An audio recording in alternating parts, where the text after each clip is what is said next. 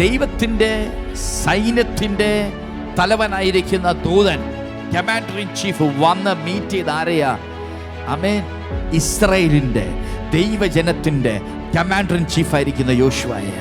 യോശുവയ്ക്ക് അറിയാം, യോശുവയ്ക്കുള്ള സൈനിക ബലം കൊണ്ട് യെരിഹോയെ ജയിക്കാൻ പറ്റില്ല, ഇതിനെ പിടിച്ചെടുക്കാൻ പറ്റത്തില്ല, ഇതിനെ തോൽപ്പിക്കാൻ പറ്റത്തില്ല, ഇതിനെ കീഴ്പ്പെടുത്താൻ പറ്റത്തില്ല.